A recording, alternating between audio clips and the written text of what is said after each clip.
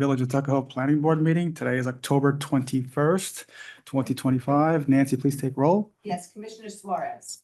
Commissioner Barra. Present. Commissioner Carpenter. Present. Commissioner Wolfson. Present. Commissioner McMullen.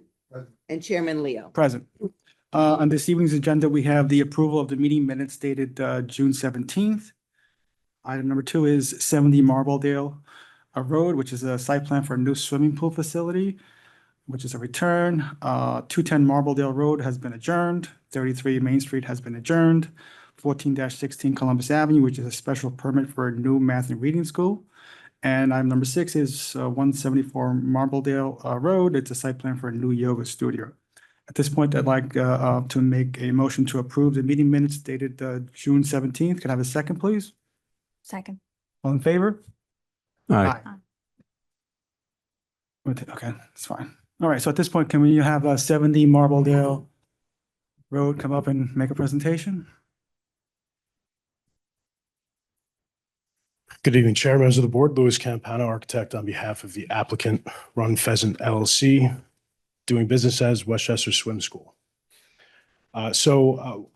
This property is located in the GC zone, and it's situated on the south corner of the intersection of Jackson Avenue and Marbledale Road. It is currently an undeveloped site with a large retaining wall towards the rear of the property. It was a developed site at once, but we are treating it as a fresh meadow. The area here hatched in gray indicates the footprint of the building. Okay, the building is 37.4% or 6,101 square feet. And the rest of the site will consist of a southern parking lot, a northern parking lot, and some green space that we've designed a landscape plan for, and we'll go over that as well. After working with the village's consulting engineer, PFJ, we made some modifications along the way to the parking lot. We are able to accommodate 20 spaces. On the south side, we have 8 spaces which will be dedicated to the staff. And we have 12 on the northern side. Along the front of the building, we do have a raised platform with steps down to the south parking lot. And the northern parking lot will be our accessible parking lot with a handicap spot. There are some issues with the corner of Jackson Avenue and Marbledale with large trucks driving up and down for deliveries. And there's an existing portion of the retaining wall that has been damaged over time. And in the plan here, we're addressing that, and I'll explain how we did that with the landscape plan. The 2 properties right here, which are split by this property line, are in common ownership. And what they did as part of the subdivision was create a 24-foot wide easement so as to create back-to-back parking with a curb cut on Marbledale Road, which is 22 foot 3 inches wide. The new curb cut, which is located further north, is 22 feet wide, and that's for ingress and egress. And this would be used for patrons, along with the street parking on Marbledale. As part of this application in previous presentations, we did also a parking study, which PFJ had their eyes on, and we've addressed all of their comments throughout the way, and they're satisfied to this point. One of the things that we're doing here with the street parking, because of the new curb cut, we're sliding 2 spaces forward, but we're also adding 1 space, 1 public parking space.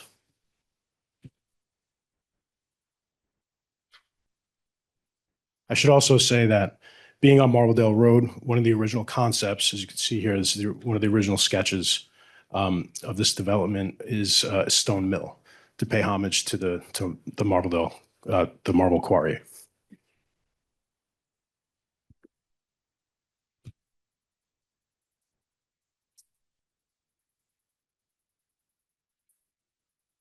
Here's the landscape plan. We also have a parking lot lighting plan as well. Along the eastern property line, which goes uphill on the eastern side of the property, we have a row of green giants, 16 green giants, which is similar to what is on the opposite side of the street. Towards the bottom of the hill, in order to increase sight lines, we reduced the size of the trees, and we're going to what we're proposing: oak leaf hollies, endless summer hydrangea, and arborvitae. And then as we come down to the corner, we have a series of Adiago maiden grass, which is a decorative grass, and that would cover the corner. And we've also taken that retaining wall. It's going to be reconstructed, but we're going to terminate it 10 feet from that corner so that trucks cannot drive over it. It won't be a crumbled situation. And we are also extending the existing sidewalk, which terminates about maybe 2/3 down the hill. We're extending that down to the intersection and connecting it to the existing condition. Spam calls. Within the parking lot, we do have some islands that we're going to be planting as well. We have here, this is going to be excuse me, I'm looking for it, a blue rug juniper. So these low plants are the blue rug junipers. Right? The reason why I selected that is because they're resistant to the salts throughout the winter for when this is being plowed. And just beyond that, which will be a tree that will be uplit, we have an avalanche birch. So it's like a 3-stem birch tree in the corner. And then within the parking lot here, we have another island, again with the same ground cover, but this will be a tulip poplar tree. And then along the planters at the front of the building, we have boxwood hedge, which will be broken up by 3 tulip poplar trees. Along the building's foundation, where it sort of takes that left-hand turn, we have wintergreen boxwood hedge along the foundation. And then in front of that, we have a dwarf fountain grass. The fountain grass is meant to just soften up the landscape.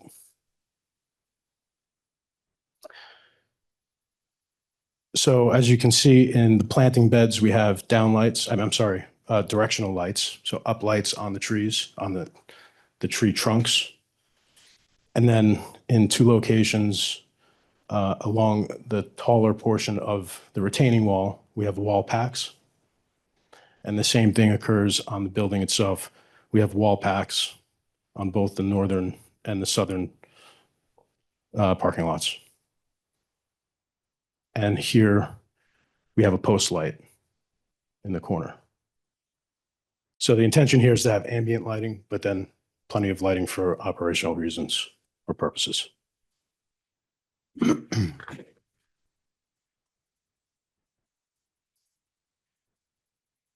I did forget to mention that on the plan that you have, and it's also shown here, this was sent to the chief of police, was also sent to Mr. DeMarco, the head of DPW, and he did have some comments which were sent today, and I addressed them today, and I handed you that package. But that included increasing the size of the refuse area. So we're accommodating 2 2-yard dumpsters, and that will have an enclosure, which you see here. So it's made out of PVC material similar to this right here.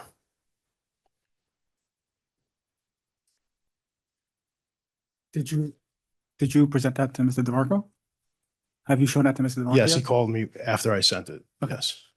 I spoke with Mr. DeMarco also, I think after everything, and he said he's happy, he's Okay. satisfied. Thank you.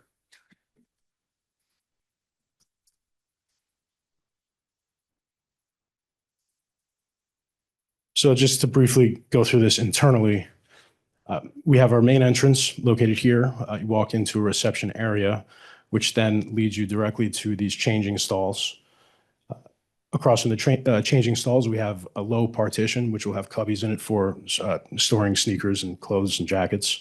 And in front of that, we have a viewing area through a large glazed partition into the pool area here. There's a specific circulation pattern, and that also dictates how the building is laid out. We start dry, we get wet, and then we go out and get dry again. So it's a circular pattern because there's always people coming in and out. We have mechanicals here with rooftop equipment, HVAC, break room, powder room, drying room, bathrooms, utility room, and 2 offices.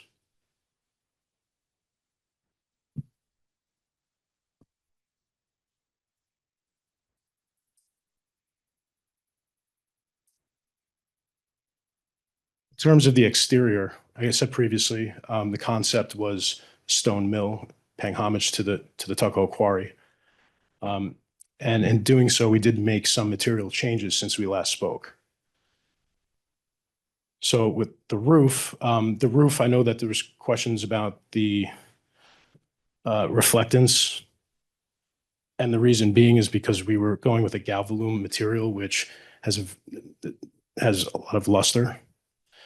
So I wanted to pare back on that a bit. And we're going with a light gray standing seam aluminum roof, which is slate gray. It's circled there on the sample booklet.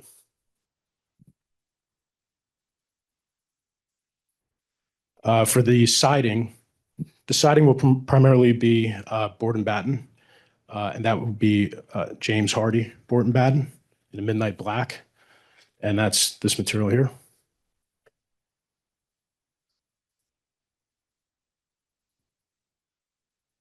And then we have these wood-like elements scattered throughout the exterior.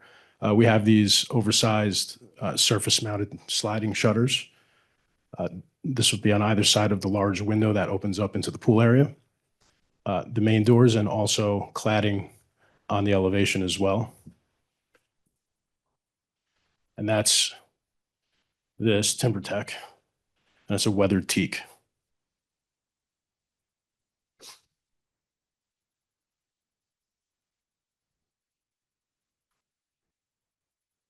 The railings will be black aluminum with stainless steel cable.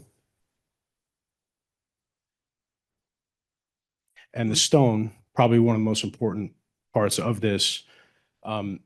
Thinking through this, I felt that it was appropriate to use a material reminiscent of the marble found in the quarry. So we're proposing to use the Essos Pearl from Allstone.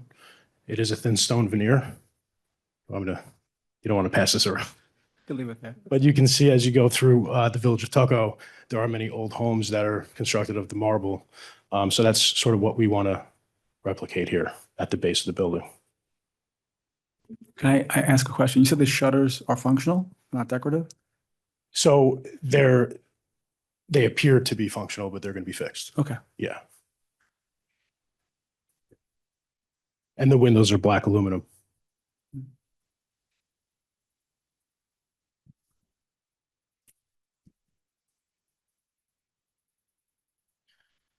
This elevation here just shows the relationship between the retaining wall and the grade just behind the retaining wall. It also has the line of the street and also the height of the fence that will be just next to that retaining wall, just behind it. And this is actually what the profile is as you come up Jackson Avenue.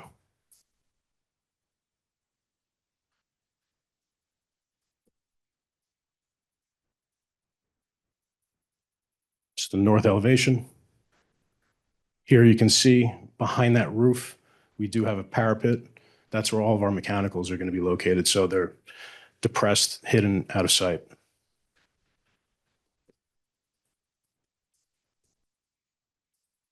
It's the south elevation.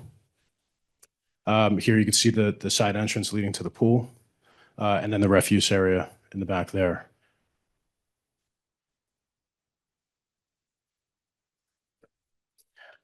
Here's the roof plan, just showing the rooftop equipment. That rooftop equipment, again, will be situated behind a parapet wall, behind the retaining wall, I should say, and hidden by the roof line.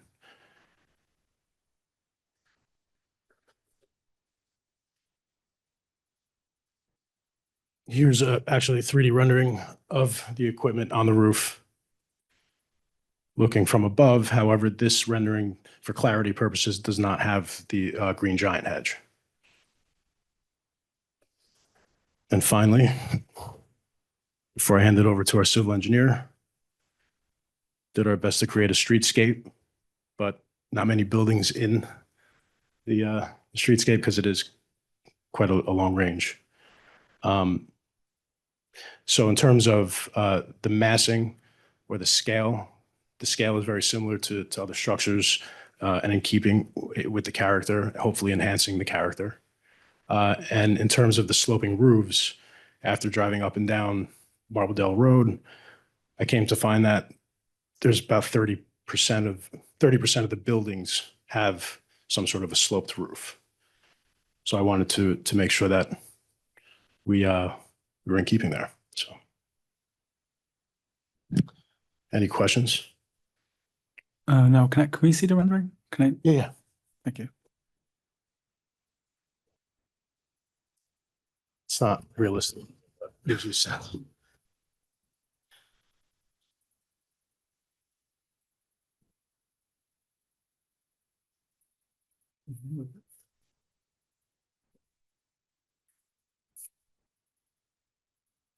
Okay. Anything else? I was going to have Tom Kohaney come up and explain the drainage. Sure. You want to use your board? Yeah.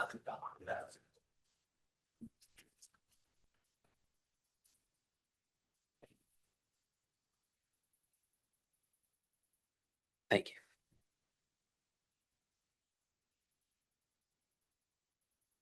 Good evening. I'm Thomas Kohaney with Hudson Engineering.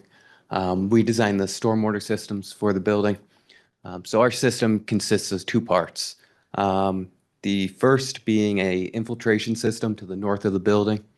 It consists of approximately 900 milk crate-like structures that will retain the water for the 50-year storm and infiltrate it into the soils. So for that 50-year storm, that'll collect the northern portion of the building as well as the northern parking area. The second part of our system collects and holds back the water and slowly releases it into the village system. So that system consists of 30 linear feet of 30-inch pipe that will hold the water from the small portion of the roof to the south, as well as the entire parking area, both on site as well as on the adjacent site. That'll be collected by a trench drain here and conveyed to the system. Combined, both these systems reduce the volume and rate of runoff by approximately 25% compared to the existing conditions. Furthermore, I know there were some questions on the loading over this system at the last meeting. We confirmed with the manufacturer that system will be rated for H20 loading, which is consistent with emergency equipment. It's essentially 16,000 pounds to a wheel. That would be consistent with any emergency equipment the village has. So a fire truck can just go on top of that and not damage your system? Correct. Okay. It's very similar to a pipe in the street, but with this shallow cover, it's just a little bit more background on their end calculations. Okay. So you said that system will infiltrate back into the ground, right? Correct. Just a quick question. I know there's a ledge there and it's basically rock, right? How does that water seep through? Sure. So where the system is located, the DEC regulations, you have to keep 2 feet separation from ledge rock. So we have that 2 feet, Oh. and essentially it will follow the general contours of that ledge rock underground. So it's 2 feet from, from the ledge. Yes. Then you have the system itself, which is, sounds like about a foot and a half, Correct, it's a foot tall. foot tall. And then what's the topping? Above that will be crushed stone, and then the pavement section, up to grade. Approximately how thick? So at the shallowest point, which would be in this handicap spot, will be 9 inches, and then it'll increase as you go towards the back of the parking lot. Okay. All right. I And- think this has been reviewed by our consultants and, you know, after going some back and forth, they feel comfortable with your system. Okay. All right. So anybody, And- any questions? I'll pass it off to Mike to review some operations. Sure. Hi, Michael Salakia, Westchester Swim School. My swim school will be open Monday through Sunday, 8 a.m. to 8 p.m. Peak hours will be about 3:30 to 7 p.m. Sorry, did I say, okay, 6 a.m. to 8 p.m. It's going to be teaching kids 6 months to as old as you, 100 years old, to swim. And I'll have about 9 lanes. It can be configured various ways. 50 by 25 foot swimming pool. That's it.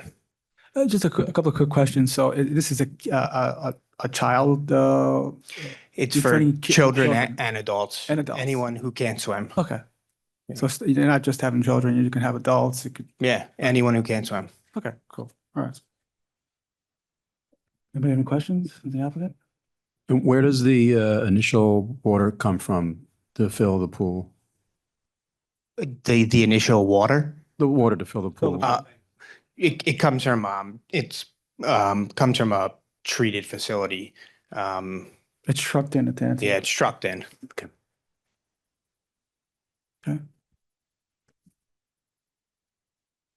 Yeah, so normally they truck it all in, and then after that, he'll have he'll have an overflow system that he usually uses United Water, I'm assuming, when he's got to tap it off. Yeah. I just want to also mention, so that key hours of operation, this is part of an earlier presentation, would be when children are dismissed from school until about 7 p.m. During the day, it would be smaller children, and then perhaps adults learning to swim, life skills classes, things of that nature. So peak hours, 3 to 7 p.m. So I know we discussed this in past meetings, but Yes. just for confirmation purposes, we talked about the change of classes from Class A to Class B, right? And there being some sort of like a 10 to 15 minute transition between, classes. So to mitigate any sort of like traffic congestion on Marbledale and through your parking lot. Is that still something that is going to be done, or Yeah, that's still being done. So come to the mic, come to the mic?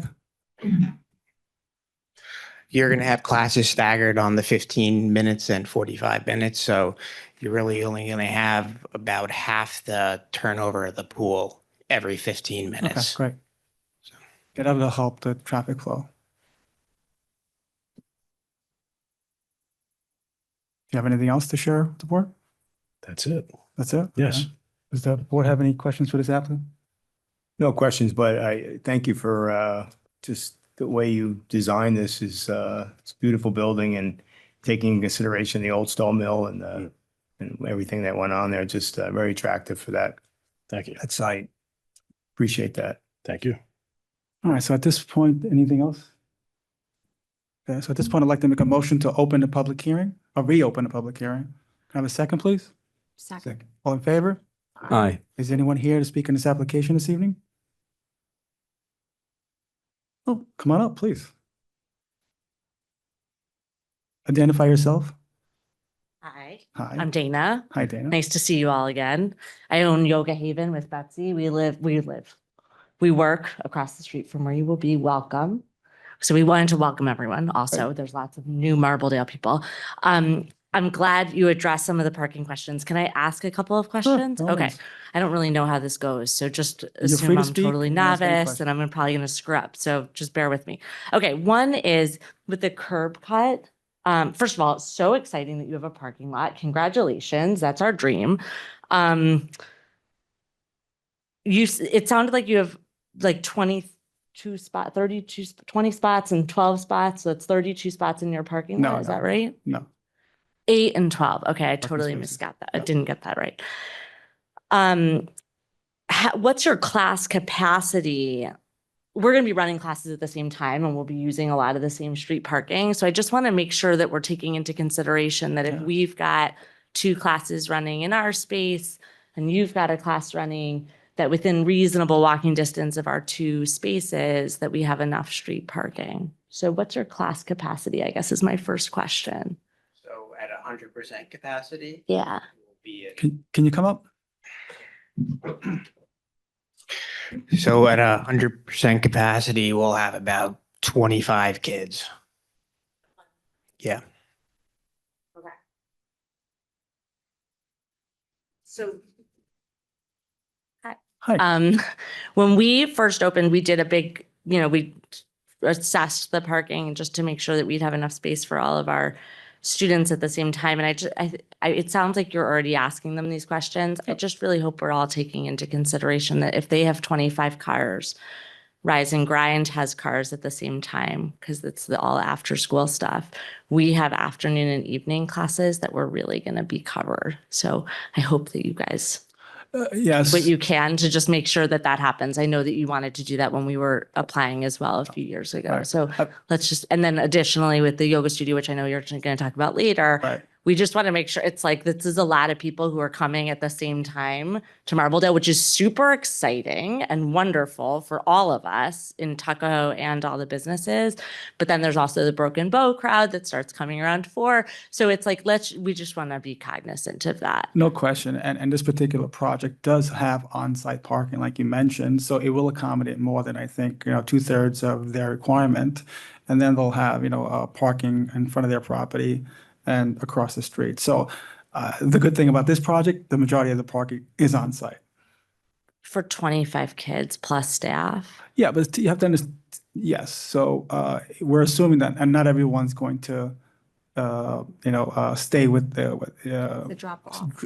basically they'll drop off. Some will drop, most parents will stay, some will drop off, some will go together, Okay. so you're gonna have that. Siblings, so it's usually not 25 cars. Usually, you're bringing 2 kids, so maybe you're at 12 cars. Okay. And as far as drop off goes, just from lived experience with Rise and Grind next door, drop off is like drop off ish. It's sort of drop off and idle in your car. So just to be sort of aware of I know there's been problems with Phoenix next door because of some of that. So just to be aware of that. And then I think that I was wondering too about the transition time between classes because we're going to have a lot of overlap Yeah. at the same time. Okay.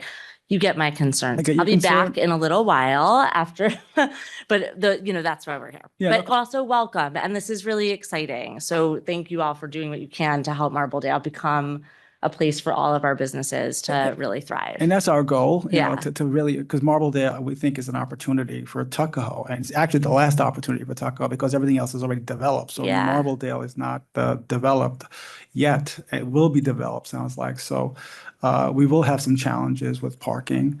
And we are very cognizant of that. We know because you were protective of it too, even when we Right. came. So we really appreciate that. We just wanted to come and represent, Operation Develop Marbledale. Let's make sure that everyone is Exactly. taken care of. in Well, the thank you for process. coming. Thank you for speaking. Yeah, of course. Yeah. Okay. Is anyone else here to speak on this application?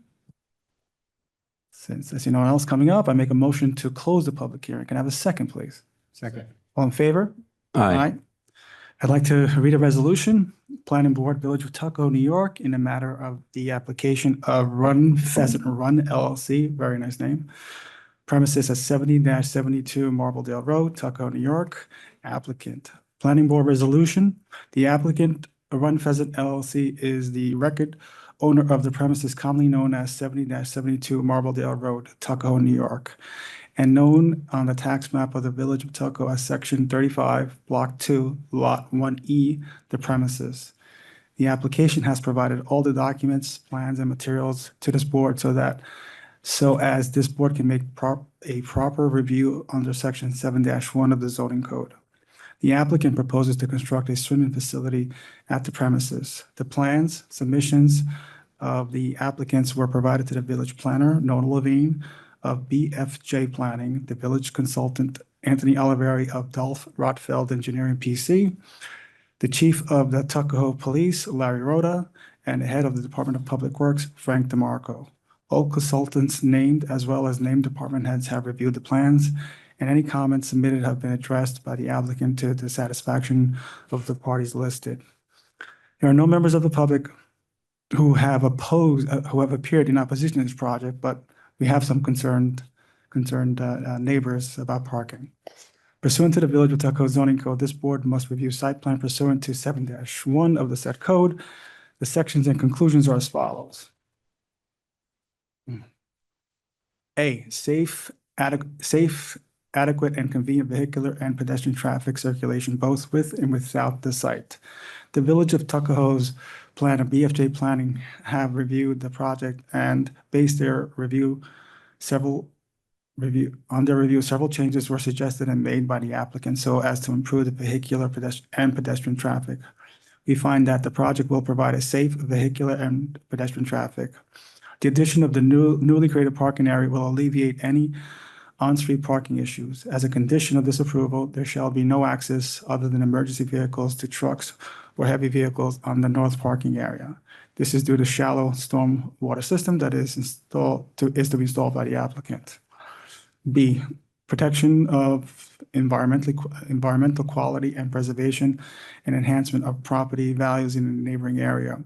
The proposed business will be a great asset to Marbledale Corridor. It will hopefully be a thriving business to attract a number of clients to the area. The village has made a priority to expand. C, quality of building and overall site design, which will enhance and protect character and property values of the adjacent neighborhood. The planning board shall evaluate the architectural features of the proposed design to determine if they are in harmony with the neighborhood, including consideration of the architectural style, bulk regulations, materials, and location on the site and in relation to a development on adjoining properties and the natural terrain and vegetation. The applicant has proposed a beautiful building that will enhance the neighborhood. The proposed building will set the bar for new construction on Marbledale. Wow, it's big. Therefore, based on the foregoing, the application for this site plan is approved on the following conditions. One, the building inspector shall be satisfied with the construction plan submitted by the applicant, keeping in mind parking of construction workers off-site during the construction of the building as not to interfere with any businesses of Marbledale Road. The days of operation shall be Monday through Sunday, and the hours shall be 6 a.m. to 8 p.m. Lastly, the very representation made to this board by the applicant is condition of this site approval dated October 21st, 2025. Can I have a second, please? Nancy, take roll. Commissioner Sparks. Commissioner Barrett. In favor. Commissioner Carpenter. In favor. Commissioner Wilson. In favor. And Chairman Lee. In favor. Congratulations. I'd like to thank both of you very much for all the time and effort you guys put into this project. We will have a beautiful building as we indicated. We wish you guys much success in the future. And hopefully you'll be a good neighbor to all your fellow neighbors here. All right, so good luck and let's get building. Thank you. Just want to thank the board for spending all the time that you did, with us throughout this process. We brought this in at a very early stage, and I think there's, only a positive outcome. So thank you. Michael, thank you.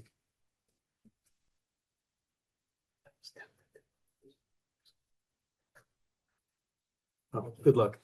Thank you. Okay. Yeah, lots of luck.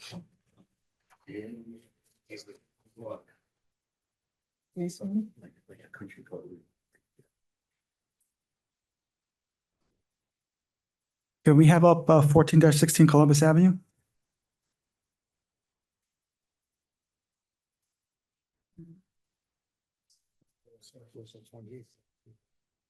Yeah. Hey, Gary. Hey, Gary. Just quick, what's up? Hey, Gary. Gary. Quick question.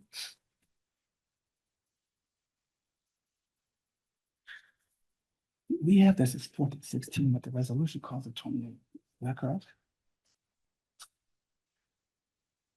It's 1460.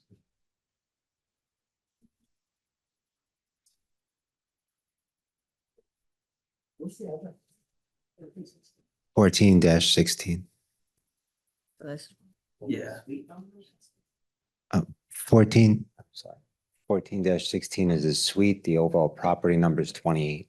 Oh, So so it's 28. yeah, sweet. It's a tax map address. I remember looking. So let's is it, use 28. Let's tweet number 1460. Okay. that makes sense. Don't, yeah. You don't write on yours. Did you write on yours? Did you write on yours? Yeah.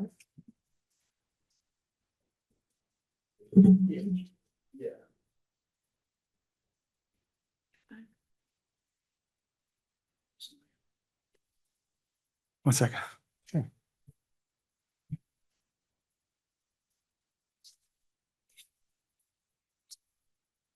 Okay, sorry. Good evening. My name is Nicholas Faustini. I'm the design architect for Kumon Math and Reading Center. Kumon currently operates a facility, sorry, it's a little, currently operates a facility in Eastchester, about a mile away to the east. They're looking to relocate their practice to our proposed site here, 14-16 Columbus Avenue, which is right next door.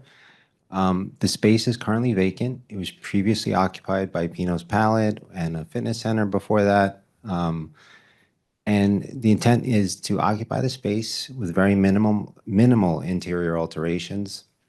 I can go over to the drawing just to point to it. The space consists of a general open area, 2 restrooms, and a reception area. So the intent is to simply maintain the same layout. We'll have the reception area, maintain the open area, keep the restrooms. The entire space would just get a little bit of a refurbishment, new paint, flooring, repair ceiling tiles. Aside from that, we're proposing 30 seats to accommodate tutoring sessions. So it'll be individualized, self-paced learning, be staff members that'll assist the students. There are 15 tables with 30 seats total. And the intent is for students to come in at 30-minute increments. They're staggered arrivals. And they would operate 3 days a week. It would be Tuesday, Friday, and Saturday. Tuesday would be 2 to 7, Friday would be 2 to 7, and Saturday would be 10 to 2. Staff members would arrive a couple hours before the students. And again, it would be only operating on those 3 days of the week. We submitted our application earlier this summer. The building department issued a referral to the zoning board because this is perceived as special permit use for a school. We've since attended the zoning board meetings and received approval for special permit use in October, or earlier this month. I'm here to answer any questions the board has, and Yeah, some of the items we discussed at the workshop is pick up and drop off for this facility. yes. You are in a very concentrated, busy intersection. Not only do we have 2 daycares, we have a dance school. So I mean, pick up and drop off can be very daunting in this area. So as discussed, we want to make sure that pickup and drop off does not occur on Main Street or Columbus Avenue. It has to occur on Underhill. Again, just for safety purposes and just to keep traffic moving in that intersection. We also talked about having a monitor at the corner of Columbus and Main Street to make sure that pickup and drop offs don't occur there. So I'm sure your client is in agreement with that, correct? Yes, All right, and he needs to be out there, or he or she needs to be out there for the duration from, let's say, 2 to 7, the weekdays you're in operation. that's All right. understood. Okay, so people say yes, they're going to do it, okay? And sometimes they fail to do so. So some of your neighbors have failed to do so. So, we want to put a caveat in there as well, is that, if we get a lot of complaints, we need to, your client needs to come back to the board and come up with a resolution on how to solve this issue, because it can become very dangerous in this area. So I want to be clear that, we did have the discussion, and we're going to monitor your client, and to make sure that, they behave and everybody's safe. We understand. Okay. And the zoning board also asked us to provide language in the agreements with students Correct. that there would be no drop-offs. Right, it should be part of their contract, or at least, something be given to every new student, because I know you have turnovers. Yes. But every new student should, their family should be made aware that, where to pick up and drop off. Yes, we've already spoken with the owner and he intends to do so. All right, because there is a public parking on Underhill, so that can be utilized. Yes. All right. Anybody have any questions for this applicant? Just to add to that, the resolution will outline what Commissioner Leos has just mentioned. So that's part of the resolution that we agree on it today. We understand. Okay. So if there's any concerns, we can always flag it again. Okay. Anybody have any questions? All right, so at this point, I make a motion to open the public hearing. Can I have a second, please? Second. All in favor? Aye. Aye. Is anyone here to speak on this application? Since there is no one here to speak on this application, I make a motion to close the public hearing. Can I have a second, please? Second. All in favor? Aye. Dave, you reading this one? Yeah. Okay. this one. Okay. Keep it on mic. Yep. Village of Tuckahoe Planning Board Resolution Decision Applicant Kumon Math and Reading Center. Project, location of project is 28 Columbus Avenue, Suite 14-16. Section 33, Block 8, Lot 1. Description of the project, open a math and reading school. The following is the resolution decision of the planning board of the Village of Tuckahoe. Applicant is seeking to open a math and reading school at the premises of 28 Columbus Avenue in Tuckahoe.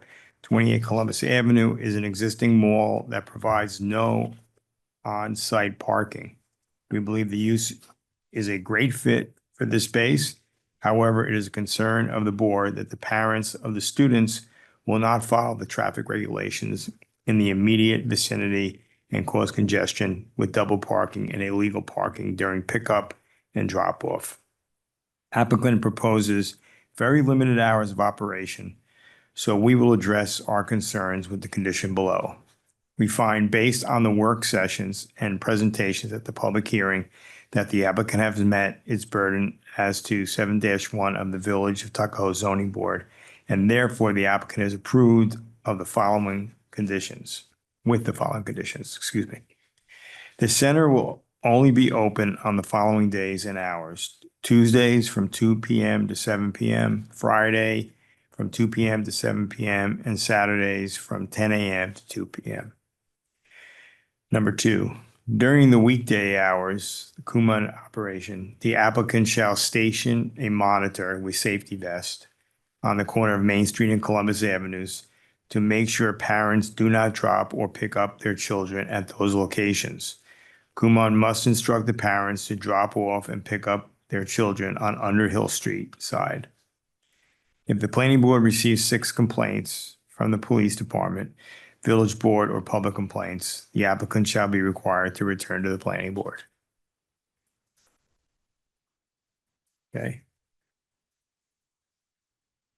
Every representation of the applicant made in its application and presentation will be a condition of this approval. Any deviation from the representation shall be cause for the revocation of said approval. Can I have a second, please? Second. Nancy, take roll. Yes, she beat, Yes, Commissioner Suarez. Commissioner Barrett. Approve. Commissioner Carpenter. Commissioner Wilson. Approved. Chairman. in favor. Congratulations, thank you, and please make sure your client truly understands, to Thank you. to Thank you. We focus will. on pick up and Thank drop you. Well, good evening, everyone. Thank Okay, you. thank Huh? We'll get that later. No, sometime. 174 Marbledale?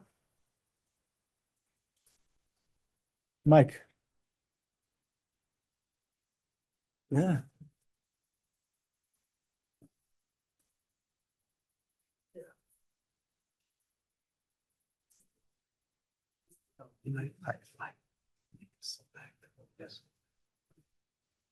And yeah, I don't know if he's still outside.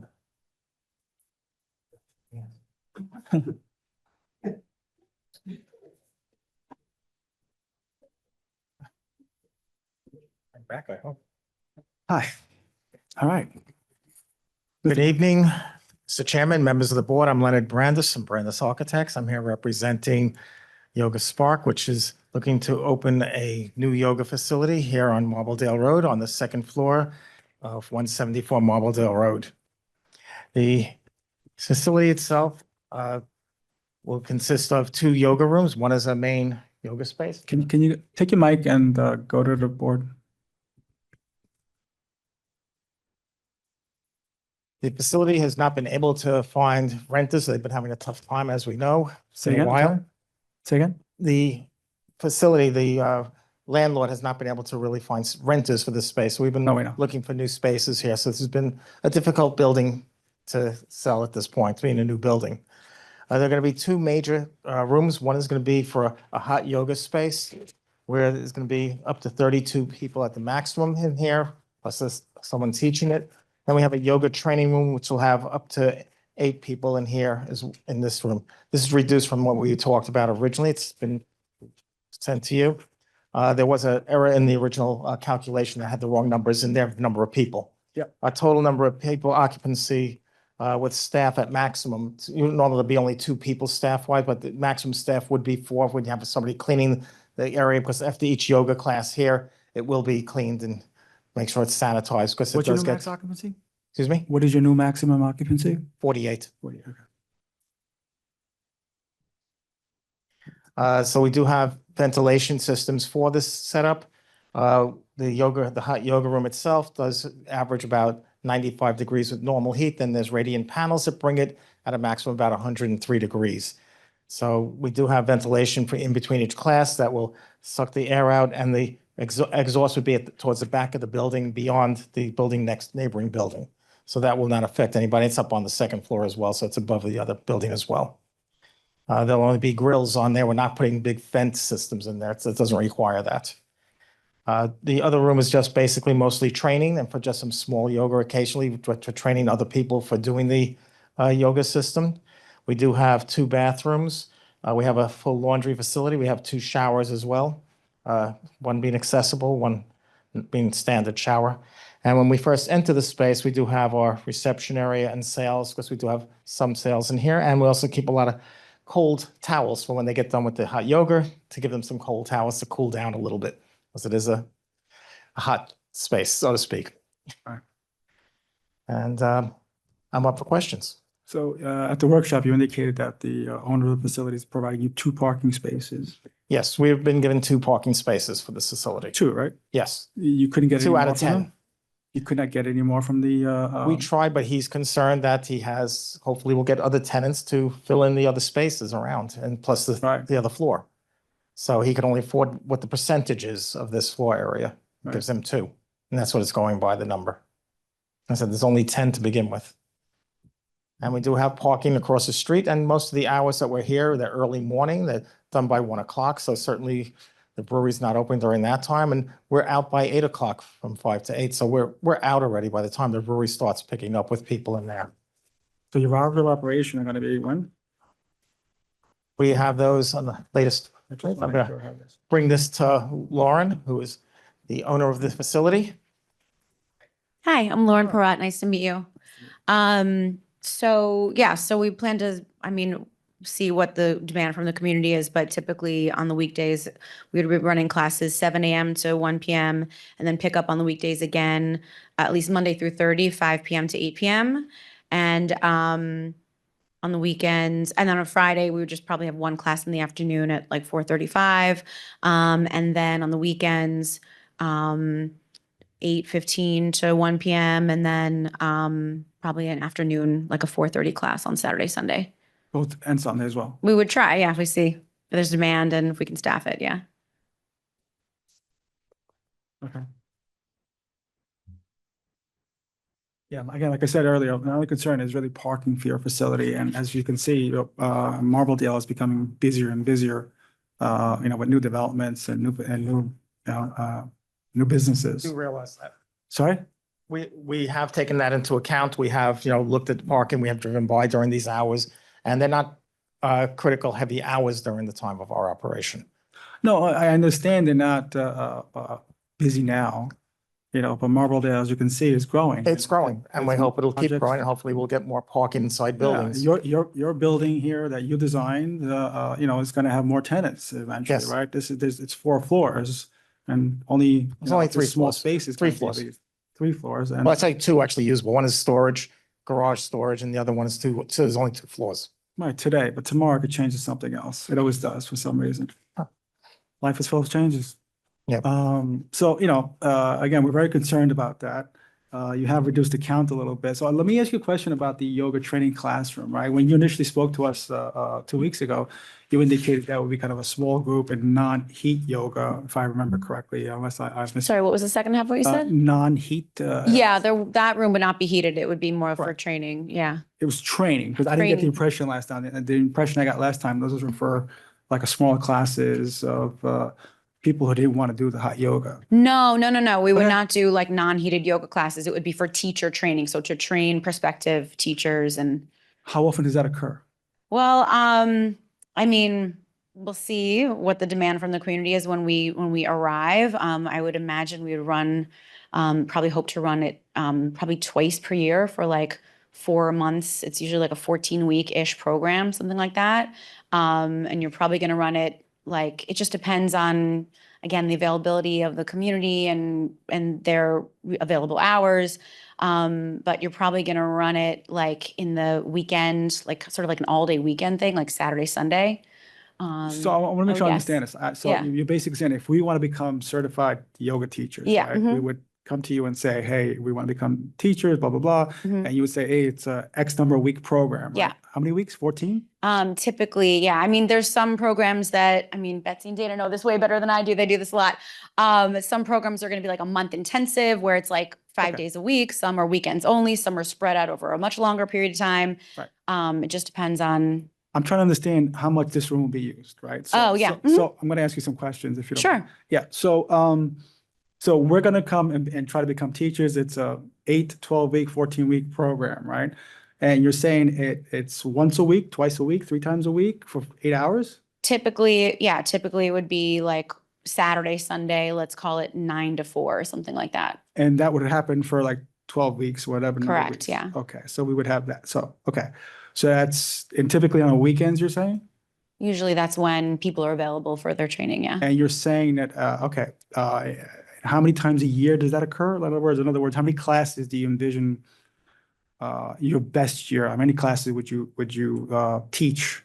Probably do it like once. I'd probably do it once in the winter, like sort of the spring and then the So you would have- fall. Okay, Or spring, like fall. January to April and then maybe like September to December, something like that. Okay, so it's Yeah. spring, fall, Yeah. 14 weeks, 12 weeks, whatever it is, Yeah. twice a year. Okay, Yeah. all right. And your average class size today?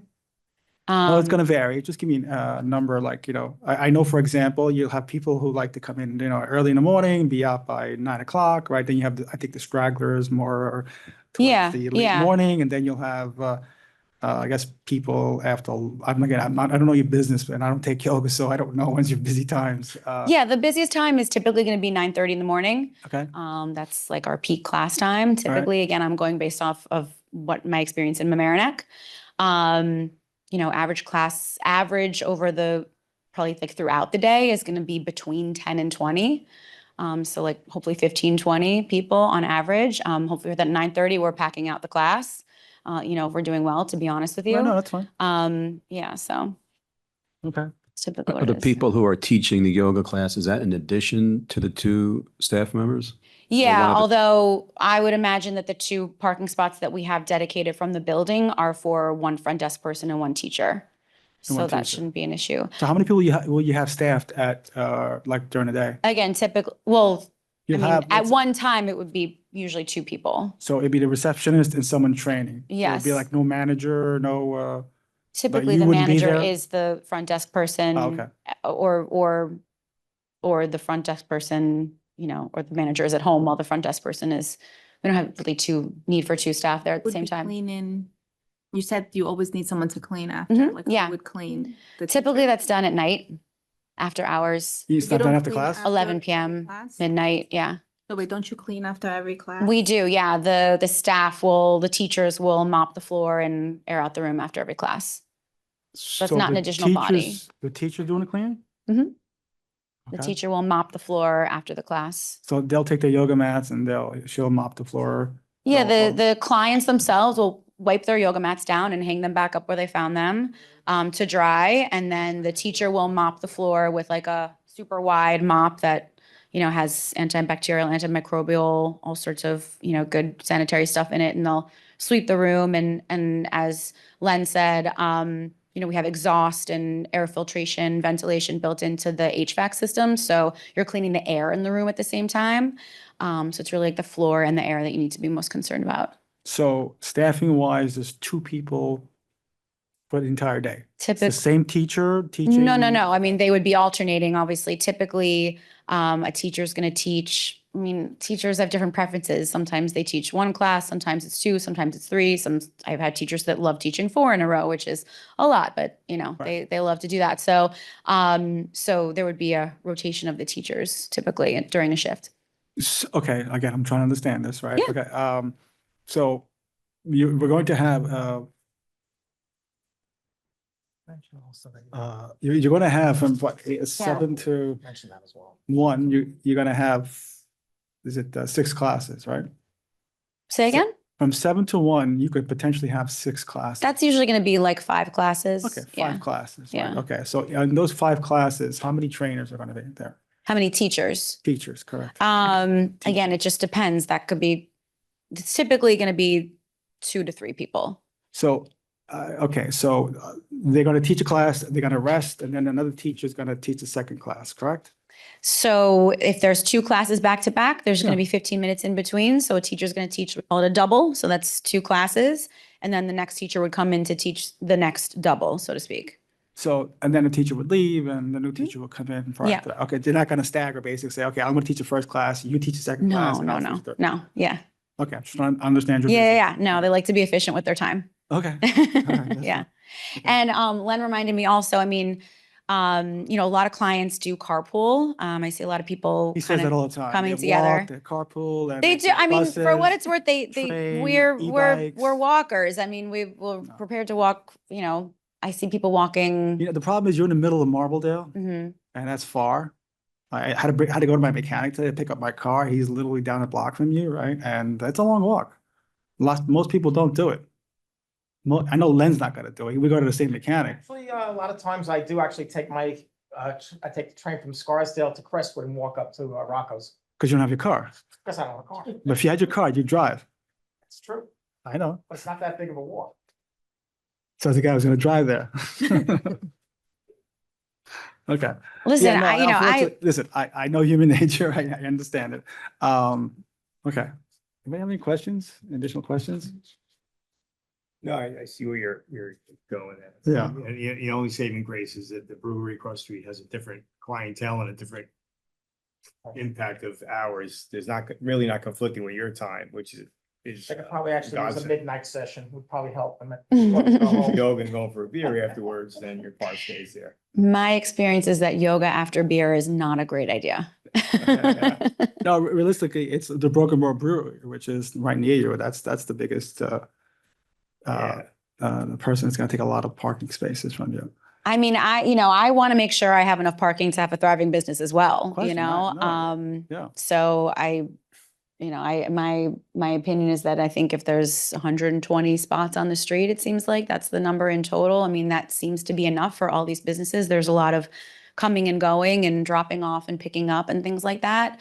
But You know, in all fairness, there's dropping off, then parents stay out there for a while and they wait for kids and because I walk that route a lot and I see that happening, even like Kumon, the people that were just approved here, I mean, they're in Eastchester. So my route goes around Tuckahoe and I pass by Kumon and, you know, just before, you know, I was walked last Friday. And they were accountant at Kumon in Eastchester. There were 10 cars waiting for their children to come out, all parked there. That's all crazy. You know, so, and that's, again, just concerned that, I'm sure the Rise and Grind has those types of parents. I've seen it. I'm not saying yoga will, because that's more like it's adults most of the times that are gonna drive themselves or carpool and potentially walk. So it's a little bit different. But the problem is there's a lot of things going on that road, which I'm sure I'm gonna hear from your neighbors. No, I'm just guessing. I'm guessing. And we're gonna get near. Brewery This is thinking sometimes about it. brewery has events on Saturday and Sunday in the afternoon, which should Yeah. not conflict with your schedule, because they'll have kind of event that goes on, especially in the fall. So, I mean, on the weekends, there's more parking spaces, but when Broken Bow, to the Commissioner's point, when Broken Bow has events, those parking spaces do fill up. I mean, you'll have some challenges there. And I'm sure our friends are gonna tell us about that as well. Only a few days a year though. yeah. Say again? It's only a few days a year that. No, is it's not a few days. It seems like it's every weekend. It literally seems like every weekend. We also have an expansion going on. I know. So Broken Bow is expanding to kind of a full service restaurant. So that's gonna just, generate more parking. And they're also gonna have events, which is gonna generate more parking. I believe, Requirement. correct me if I'm wrong, I think in January, they want to do construction they'll close. Yeah. So again, it's, okay. Do you have any other questions about this? I'm good. All right, so let's hear from the public. Let's see what the public has to say. So at this point, I make a motion to open the public hearing. Can I have a second, please? Second. All in favor? Aye. Does anyone wish to speak on this application? If so, please come up to the microphone and identify yourself. Okay, but we talked, and I just want to be very clear. First of and all, you state need the to obvious. identify I'm yourself. Dana. Yes, hi, I'm Dana. Dana Hudson. I own Yoga Haven with Betsy Case. And where do you live, Dana? Where do I live? In Yes. Yonkers. Okay, that's great. Yeah. Because And- typically you're supposed to say. Oh, where you yeah, we and- live at 125 Marbledale in the Phil Denning building. Okay. Okay, where so you live? here's That's not the where scoop. And I say this with so much respect, and I am excited about this energy, but I'm trying to do the numbers here. And let's just talk about we could do the morning or we could do the afternoon, but let's do the afternoon because I think that that's actually going to end up being like afternoon evening is going to end up being like a big challenge because if there's 4:30, if there's the evening classes like from 5 to 8, we're running the same classes. Swim's doing swim, Rise and Grind is doing Rise and Grind, and Broken Bow is getting the early people, which is like exciting for those people who are available to be doing that at that time. And they're adding a restaurant. So it's like, okay, so like to me, that sounds like, and let's say we're all operating at capacity because Marbledale is the place to be. That means 25 people at swim plus staff. So let's call that 30, right? Well, keep in mind, they do have parking spaces on site, so you can't. They have- you They're can't gonna cha- make like. You can't 15 charge them maybe. all the parking. spaces. Okay, so let's call it 15. 10, Okay. I'm gonna say 10. 10. Okay, that's cool. So 10 for them. Rise and Grind has the loitering parent, which Yes, for is sure. a 6 to 8 like number. I mean, it's all cars like right in front of our space. So we like see that. And they really upset our neighbors at Phoenix. There's lots of signs indicating that they're not happy about that culture that's been created, the loitering culture.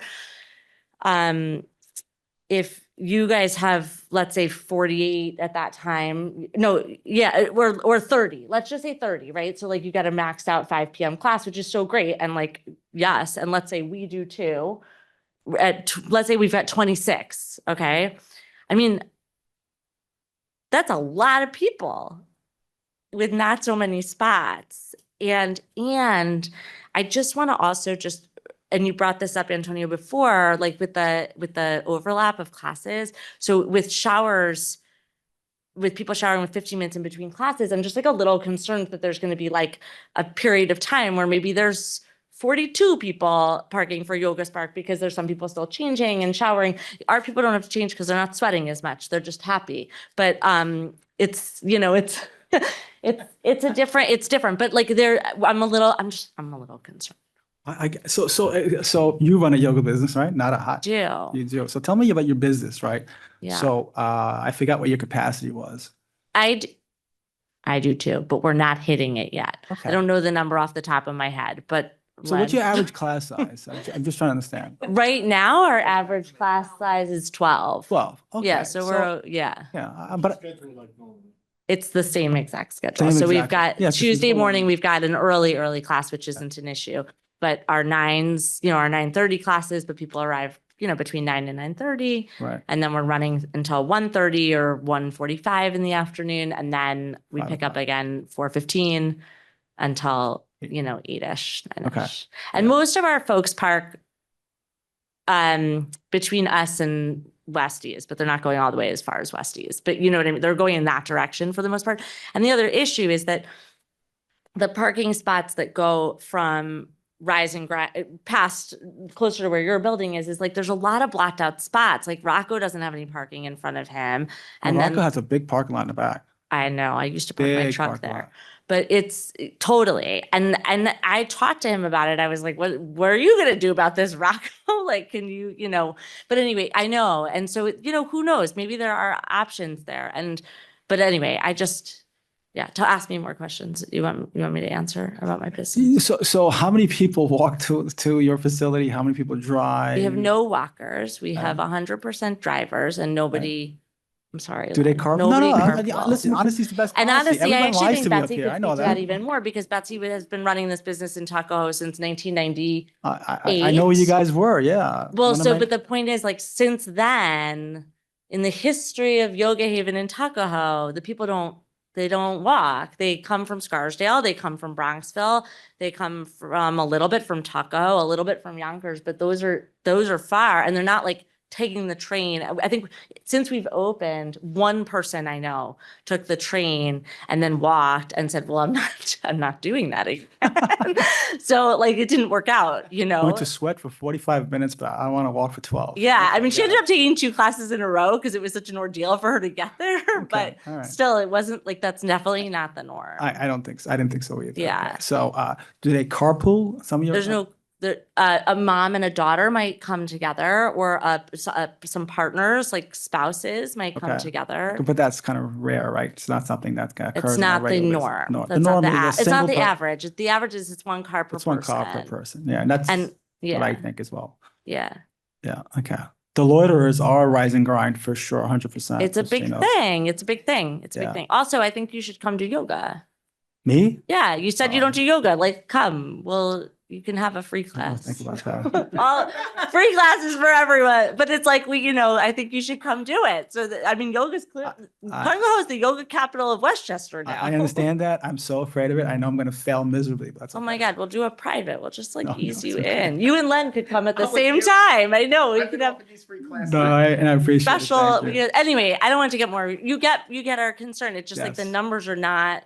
It's not working No, out. and it's only going to get worse, unfortunately. And fortunately, like, thank goodness, right? Like, this is so good. And honestly, like, we worked through the emotional process of another yoga studio opening on our street, but like, we think it could be really complimentary, but it's also like really probably problematic parking wise. I don't know if you know, like McDonald's likes to be next to a Burger King. I likes to do be know next- this is an economic theory. It is, and it Yes, works. please. Can I get? No, look, don't let her push you around. If you're not finished yet, She just doesn't say push no. me around. I push her. We push each other around. Are you kidding me? Len's All right. known me since I was 15. He knows I'm not a pushover. No, I'm talking about. Okay. Hi, I'm Betsy Case. Hello, Betsy. I live in Dobbs Ferry now, but when I opened on Main Street across the street in '98, we didn't have a parking problem. That lot was very open, and then as we built and over the years before the pandemic, we started having big parking problems. Right. People stopped coming to the studio because they couldn't park, Exactly. and we asked them to park behind this building. We gave parking lot, like Diagrams. Yeah. diagrams on our website because people are like, we're not going to come anymore. Right. So you need to just be aware of that. And I just feel like in Westchester, parking is like the prime thing for small businesses. No question. And if we don't, really figure it out, it's not going to be helpful for everybody. I agree 100%. Okay. I think at one point there may need to be some sort of a municipal lot on Yeah, Marbledale, I agree. depending on, how it develops. But the problem is these are all private properties. Right. I'm not sure who wants to go into the parking lot business, to be quite frank I with know, you. So I we're gonna have know. to try to figure out how to live in harmony with everyone and figure out, the parking problem. Yeah. There is a lot of parking on Marbledale, but it's being what's the word I'm looking for? Well, a lot of the car places park their cars on in those spots on the street all day. Yeah, I mean, they're fixing cars and they're putting the cars in those spots. So it's like when I drive down that street a lot of the time, those spots are all full. yeah. Well, something maybe you want to speak to the police chief about, and then maybe police a little bit more. See, I asked the same question too, because I walk on Yeah. Marbledale, right? And I always see the blinking meters, right? Yeah. I said to myself, why are they blinking? And then someone explained to me, well, they're paying with Pango. They're paying with Pango. And the Pango app, it can just extend. You don't even have to put in 2 hours. You can just put it in for The whole day. until you stop. Right. I think So they have 4-hour that's another meters. problem there because it just keeps going. Right. No, yes, to your point. Yeah. Yeah, so it's not, there's a lot moving down there. So we just had a master plan done for the village. Is it official yet? No. So, and one of the key pieces of the master plan is the redevelopment of Marbledale. And I know parking has been a big consideration. And I'm sure there's some recommendations how to deal with, Right. the future development of those of the empty parcels on Marbledale. Yeah. I got the report. Unfortunately, I didn't get a chance to read it fully yet. But yes, I know the villagers are concerned about that. Okay. We can do so much, but it's either a yoga studio or it's an office. It's still going to have, potentially the same number of cars, right? Because this is a commercial space, Oh, absolutely. I know. yeah. I know, but we would never put 22, I think our big room is 22. We would never put 22 people in an office in that room.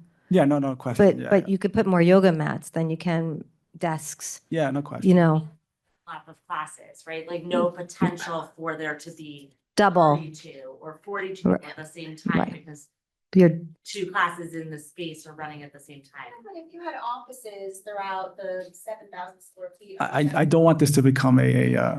sorry, guys. I just thought, yeah. So, Is there any way that the landlord can give them an additional spot? well, I asked the question, is the landlord can give you any additional If the parking building is spaces? unoccupied Yeah, And he wants to really get this going, it's kind of crucial at this point because of all the. yeah, parking because issues. it is, assuming, I mean, if he rents it, we're gonna have the same issue. no question, it's gonna get So I worse. think that it's either he keeps the Yeah. tenant that he has and trying to work that out, or he's gonna run into the same problems. And just common sense, everybody's gonna come with the same issues. Yeah. I mean, I guess the question is, can you obtain more parking spaces from your I landlord? tried doing that right from the start and he said, no, and it is a percentage of what the allowable parking that we have. They only have 10 spots and he still has a lot of building to rent. Yeah, no question. So yeah. he needs parking for at least those people, to have at least 2 spots each. If he has, 4 more tenants to take up that space, they have to have some place to park. And as Dana had mentioned, by the way, and also Rise to the Grind, this is also one of my, I know I did all these crazy projects. I know you do. but- See, you're responsible for most of I'm the responsible issues. for most of this stuff. I know that. I realize that. I know. But Because they're they your are clients. parking basically heading south, not heading north towards us. Say again, I'm sorry. They're heading basically south on Marbledale. They're not heading north towards us. They're not parking near us. Who is?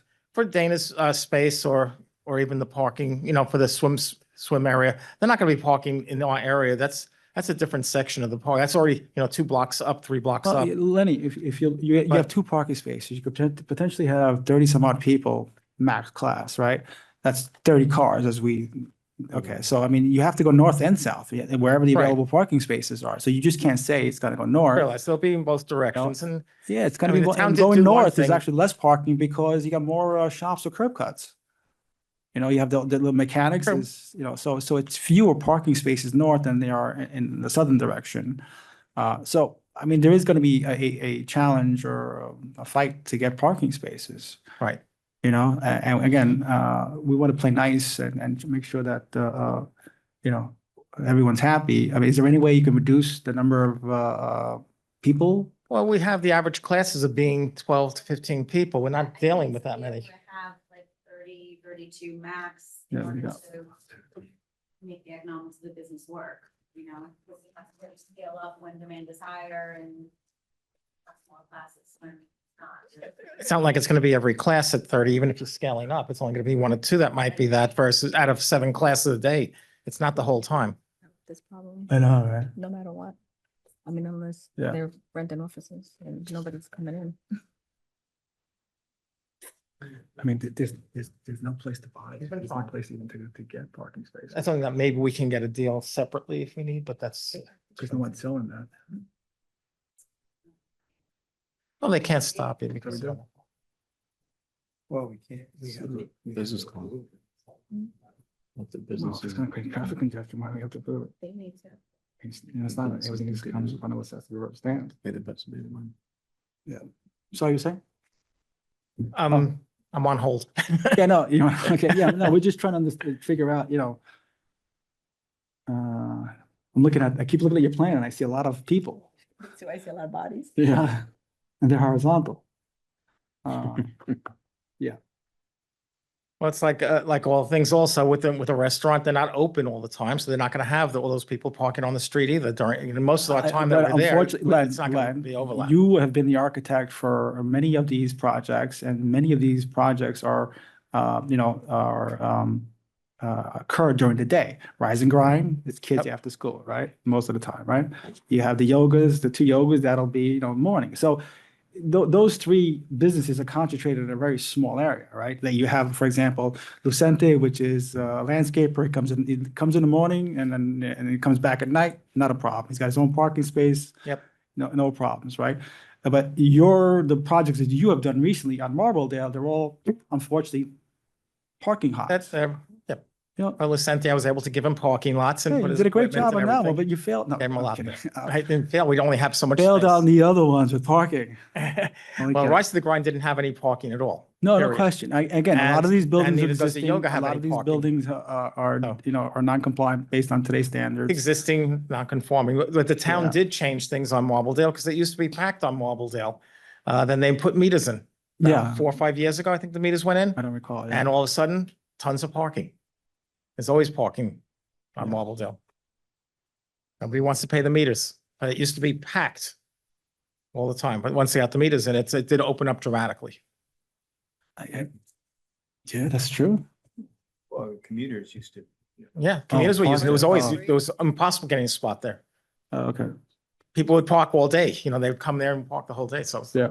Can I just ask a question? So, because based on the numbers that Betsy and Dana were sharing with me, and I understand that sometimes people are idling and taking up spots and whatever, but like, it seems like from what they were saying, there's about 120 spots total for the taking on the All street. the way down. Is that correct? Yeah. All the way down from Main Street to Fisher. Got it. Okay. So to be clear, when I said my people walk, I didn't mean they like necessarily walk from home. I mean, I sometimes walk from home, but you know, crazy person.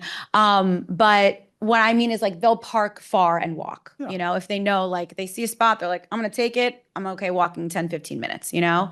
So like, I mean, I'm having a hard time understanding what the problem is because, you know, if they've got 12, 15 people in a class, I've got 25 people in a class.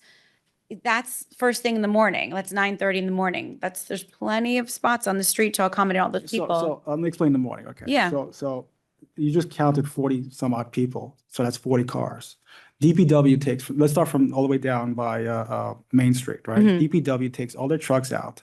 All the guys who work there parking in those parking spaces. For your first from Main Street all the way down past the Shallow Baptist Church, those are cars that DPW workers park there, okay? So and that's not even close to where you are, right? And then you have AI, which those guys park even on the sidewalk. I was passing by this morning to get my car from the mechanic, and they had 5 cars parked on the on the curb there, right? Then going further up is I think pause. Then you have pause and play, which is a massive curb cut that Lenny did, by the way, FYI. Then we have the project we just approved, right, which is the Construction's gonna start. the swimming. So that's gone because that'll be all parking for contractors, workmen, what have you, right? So now you're up to the corner of Jackson. Then you go up, the Lucenta's there. He's got his parking on site. And then you have, who's next to them? Yeah, Window World, which is, he's got parking in front of there as well. So And then that, Elite has parking for his Say again? store. Elite has their parking. They have a storage building there that's being used. yeah, so the point I'm trying to make is, yes, there is, Not there that much. And also you have Fleetwood, which has their own parking in their site. again, the point I'm trying to make is that, yes, we have 120 parking spaces, but a good portion of them are accounted for by people who work in that area, right? So it's really limiting if you really think about it, right? So from Jackson towards Main Street, there's very little parking. So from Jackson towards, Fisher, there's a little bit more parking because, it's the businesses that are there. Rise and Grind is in the afternoon, right? Mostly, the yoga is morning and afternoon. A Broken Bow is mostly afternoon and the evening.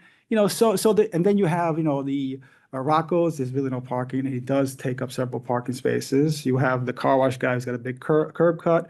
Then you have across the street, you have the upholsterer, which has, 2 or 3 parking spaces. And then the further you go down, it's mechanics and they have a lot of curb cuts. So there is 120 parking spaces. I'm not arguing with you with that, right? However, there's a lot of them are spoken for, Okay. I mean, you all know your town No so much question. better than I Yes. do. And just, I wouldn't be here if I didn't feel like I have so many clients in Scarsdale and Bronxville and, kind of points west of Mamaroneck. And we talked about this in the working session. Like, I want to be able to better serve those people and people in Tuckahoe and, kind of keep drawing on the brand that I've built and allow my people that come from Elmsford and, Irving, points west to be able to have like more of a home base for those folks, right?